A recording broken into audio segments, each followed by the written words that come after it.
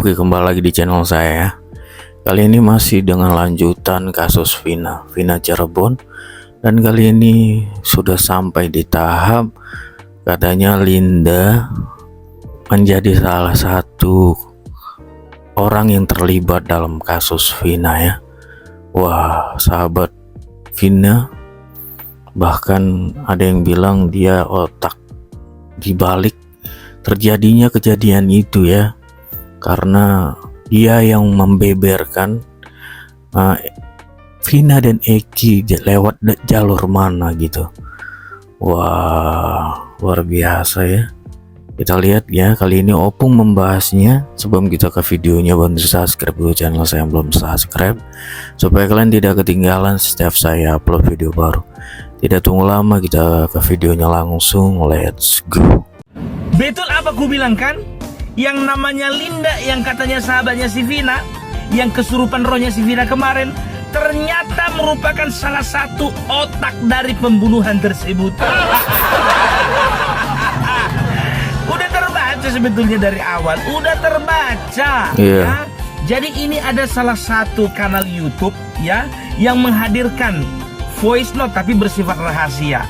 Ya, aku nggak bisa jamin, aku disclaimer dulu, aku nggak bisa jamin ya ini berita ini valid atau tidak ya, karena beliau tidak ingin disebutkan namanya. Tapi wajarlah demi keamanan, demi keselamatannya, kan begitu. Jadi kita mau dengarkan dulu ya. Kita mau dengarkan dulu kronologi yang sesungguhnya, yang sebenar-benarnya terjadi pada saat malam pembunuhan terhadap Vina dan Eki. Oke? Ini dia. Ikuti terus. Melman bercerita pakai voice note aja ya, berarti ya, dari awal sampai akhir. Oh iya mas. Oh iya siap. Tapi saya minta tolong semuanya diceritakan secara sejujur-jujurnya mas ya. Jangan ada yang disetting, jangan ada yang digimik-gimikin. Apa yang dialami semuanya diceritakan aja mas. Jangan dikurangi, jangan ditambahin gitu mas. Iya siap. Oke, aman bang ya. Aman mas, aman. Oke, kita lanjut di chat ya, biar kita saling berkirim voice note ya. Oke mas, oke siap. Oke mas Melmel, terima kasih. Oke, sama-sama mas. Saya deg-degan banget ini, pengen denger voice note-nya ini ya bang. Kayaknya langsung aja kita denger ya. Kayaknya penonton juga pasti penasaran bagaimana malam kejadian itu. Oke, langsung aja.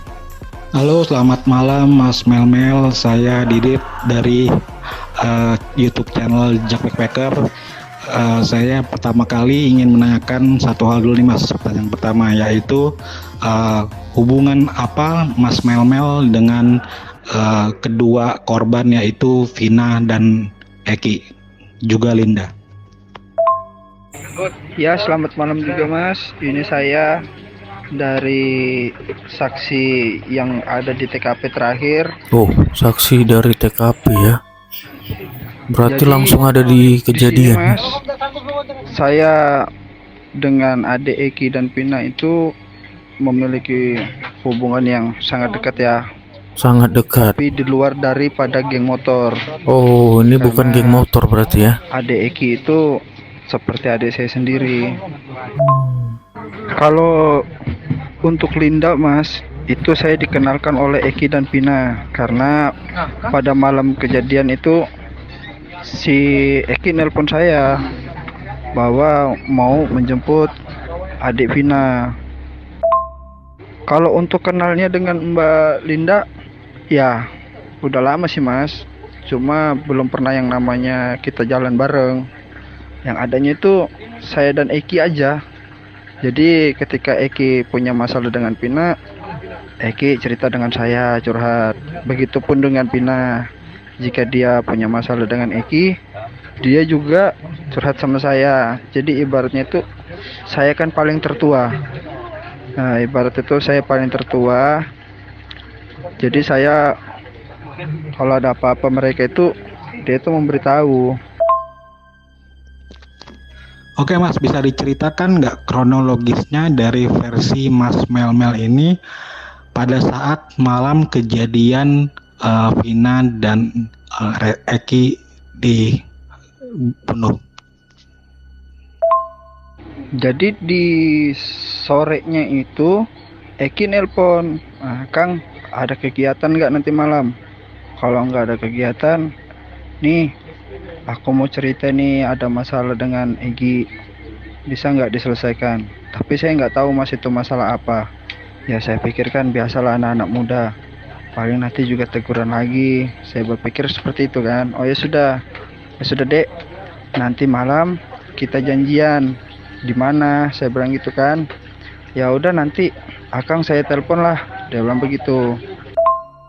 Nah setelah itu mas, malamnya ini sekitar jam setengah 8 itu saya telepon ini si Eki, dek jadi nggak kita ini malam jalan? Kalau kamu mau jalan bawa Pina, ya bawa juga dong Linda, masa Akang sendiri?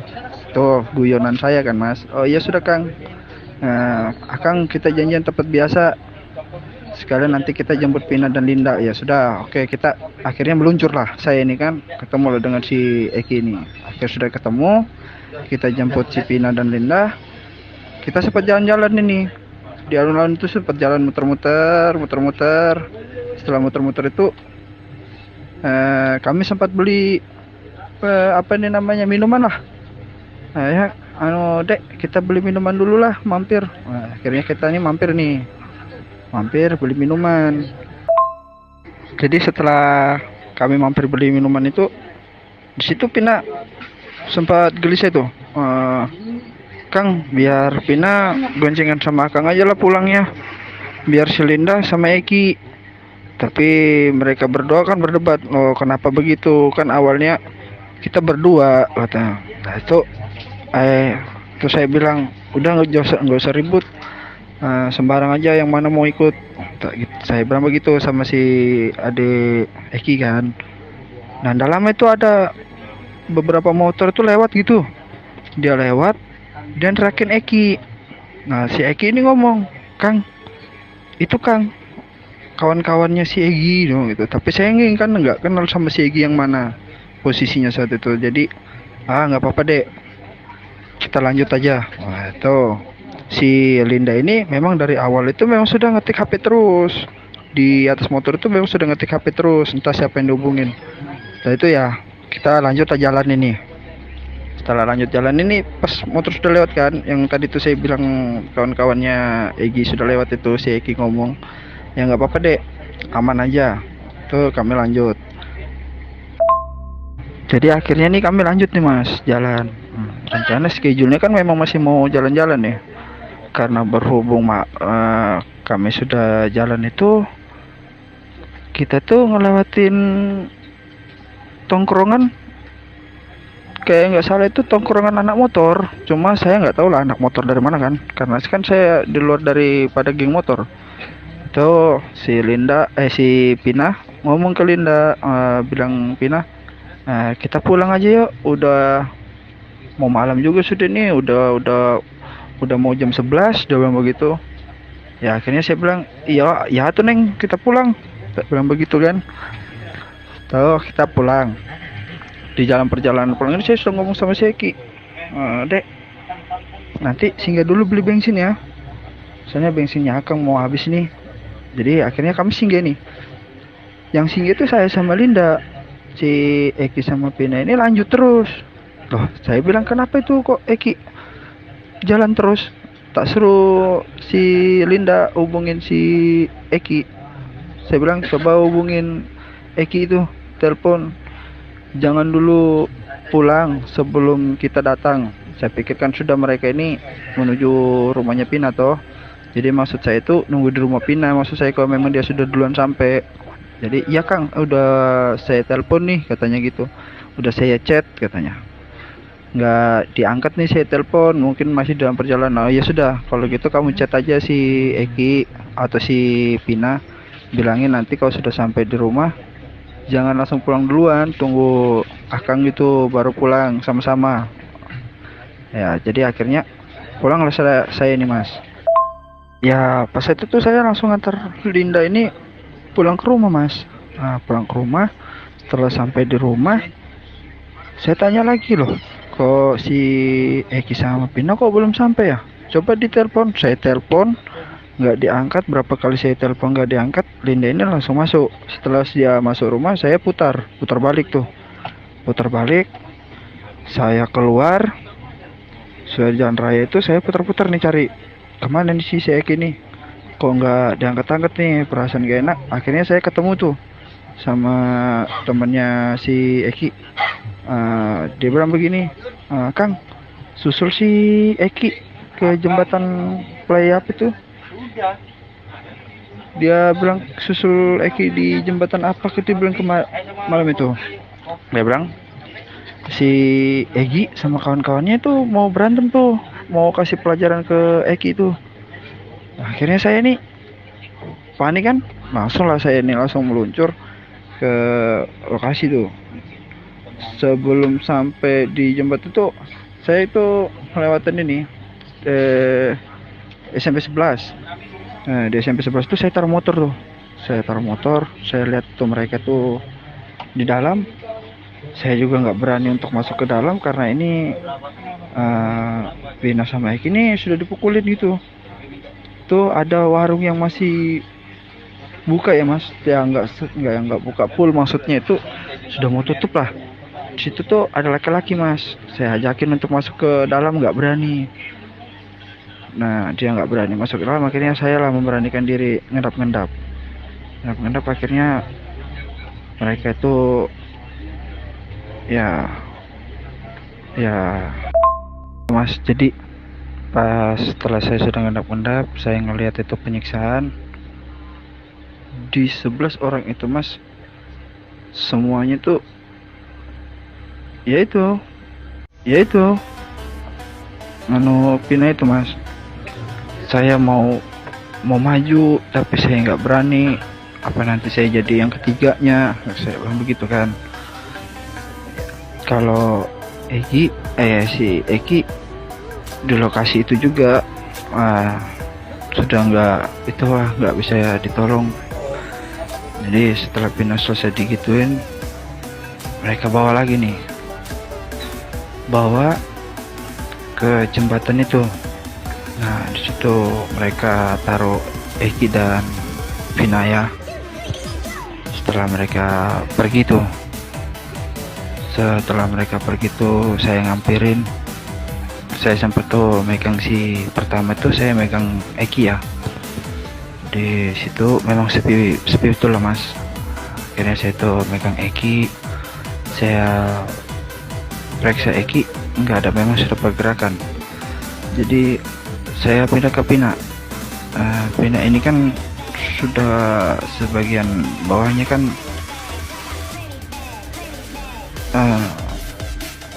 jadi saya yang terakhir nutupin si Pina pakai baju TC itu. Saya yang nutupin terakhir itu Pina masih ngerespon saya tuh.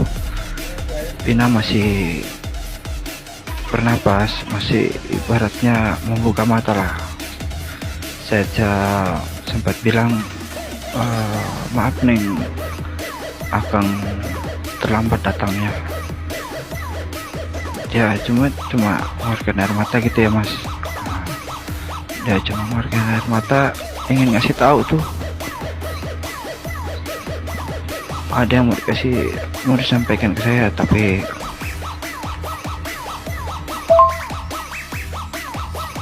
Halo mas, ini saya tanya nih mas, sekali lagi mas, apa benar sejujur-jujurnya mas melihat Vina dan Eki dipukulin dan dilecehkan saat malam itu mas?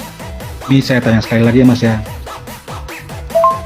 untuk sementara bukan saya tidak berani, cuma untuk melawan mereka itu kita harus pintar. Jadi setelah itu kita lanjutkan tadi ya mas. Jadi setelah itu saya bilang sama Neng Pina begitu, saya cari bantuan, putar-putar nih, cari bantuan pergi. Saya pertama datangin itu warung yang pertama saya datangin, yang ada mas-mas yang saya ajak itu, ternyata sudah nggak ada mas, udah tutup. udah nggak ada, segedor-gedor pun udah ada keluar. Nah, setelah itu akhirnya saya balik nih. Saya sudah balik itu udah rame ya mas. Udah rame, sudah pada ngumpul nih. Sudah ketika itu rame, saya maju nih. Saya ngeliat ini beberapa tersangka yang tadi ikut mukulin Pina itu di ke lokasi itu. Cuma ya saya nggak bisa berbuat apa-apa mas. Jadi saya pas mau melangkah maju, sontak dalam hati tuh kayak ada yang nahan mas. Kang, udah, Akang nggak usah maju. Akang cukup ambil foto kami terakhir. Seperti itulah bisikan itu ya mas. Jadi akhirnya saya ambil nih foto. Makanya saya kenakan itu foto itu saya kenakan sepatu ya. Nah itu sepatu samping saya itu si Eki mas. Nah, akhirnya saya foto, tapi saya nggak bisa ngambil foto langsung satu badannya. Jadi saya ngambil foto dari bawah ya mas. Lihat itu sepatunya Eki. Setelah itu rame sudah nih mas, rame. Pina itu masih, kalau saya bilang masih ada napas lah, masih waktu dibawa ke rumah sakit pun itu masih. Jadi saya nih di perjalanan ini bingung ini mas, kemana saya mau mengadu nih. Akhirnya saya punya teman yang satu kampung, saya cerita nih, ayo kita ke rumahnya Pina. Ternyata beberapa tersangka itu sudah duluan ke rumahnya Pina, ngabarkan bahwa Pina itu kecelakaan, mas ya. Saya tetap ada mas, cuma di kalangan itu nggak ada yang kenal saya sama sekali, karena memang saya pribadinya kenal sama Eki dan Pina aja. Jadi waktu itu HP-nya Pina ditahan sama polisi, semuanya lah mas ya. Tuh akhirnya polisi menyimpulkan kalau itu kecelakaan ya mas. Karena berhubung polisi sudah menyimpulkan itu kecelakaan, hasil visum pun juga tidak jelas. Dan itu pertama awalnya itu hasil visum itu yang terdengar oleh saya, yang nempel di kemaluannya almarhum adalah spermanya Eki ya. Itu yang saya tahu pertama mas. Jadi saya bingung kok bisa ya rumah sakit nggak tahu hasil otopsinya. Seharusnya kan di situ kan ada sperma mereka. Kenapa itu tidak keluar mas? Itu pertama. Yang kedua tuh mereka bilang Eki meninggal karena terakhir ditusuk ya. Eki itu dipukul pakai balok, terus dipukul pakai batu. Begitupun juga Pina ya mas. Pina itu disiksa habis-habisan itu. Kalau si Pinanya, kalau untuk Pina memang disiksa habis-habisan tuh. Jadi saat itu mental saya betul-betul dihajar itu. Mental saya betul-betul dihajar habis-habisan sampai saya bingung nih. Akhirnya ada inisiatif saya ya, ada salah satu temannya Linda itu ya, cewek juga. Ternyata si Linda ini suka sama si Eki, tapi si Eki nggak merespon gitu ya. Yaitu cerita cinta monyet mereka lah ceritanya mas. Saya kan enggak menuju ke situ hari itu. Jadi ada nih teman saya nih, si ya pokoknya adalah dosa saya sebut ya. Dia ngomong terakhir yang malam itu ngasih tahu ke Egi bahwa Pina dan Egi itu akan melewati situ, itu sudah disetting mas, sudah disetting sama si Linda ya. Nah, itu sudah disetting sama Linda. Jadi malam itu si Linda lah yang memberitahu ke Egi bahwa si Pina lagi bersama si Egi. Tuh. Setelah itu beberapa harinya itu saya langsung hilang. Di situ Pina menyebutkan 12 orang, bukan 11, 12. Kenapa Pina menyebutkan 12? Karena Pina taunya yang ada di TKP, bukan yang di luar di TKP. Nah mas, saya penasaran sama ini nih, pas kejadian di eksekusinya itu. Berarti masnya tahu dong ya wajah-wajah para tersangka saat itu kan masih tersangka ya, tersangka yang mengeksekusi dan melecehkan Vina di tempat depan SMP 11 itu ya mas ya. Dan kalau memang tahu wajah-wajahnya, apakah para tersangka yang diciduk polisi saat itu merupakan orang-orang yang mas lihat di TKP di malam itu? Kalau untuk yang 8 tersangka itu sudah saya pastikan iya mas. Tidak ada yang katanya salah tangkap. Itu sudah 100% iya.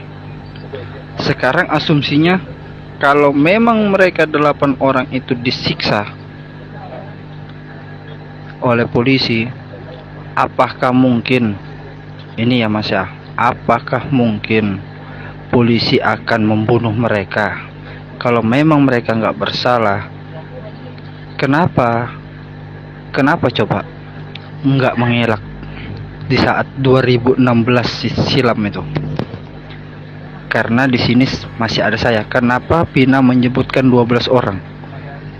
12 orang yang disebutkan Pina itu terakhirnya adalah saya. Karena yang disebut yang di lokasi ya mas, yang di TKP. Tapi Pina tidak menyorot ke saya karena memang di situ saya nggak terlibat kasus pembunuhan ini ya. Di situ saya ingin menyelamatkan, dan di situ juga saya sudah seperti kakak lah buat mereka ini berdua. Orang yang pertama tersakiti itu adalah saya mas. Jika hukum tidak bisa memonis mereka, maka hukum saya sendiri yang akan memonis mereka. Ingat kata-kata Pina yang terakhir dia ucapkan, kalau polisi tidak bisa menghukum, maka Pina akan kasih mati semua. Itu betul mas. Itu mutlak pasti terjadi. Dan jangan sangka si Sakala itu akan bebas berkeliaran.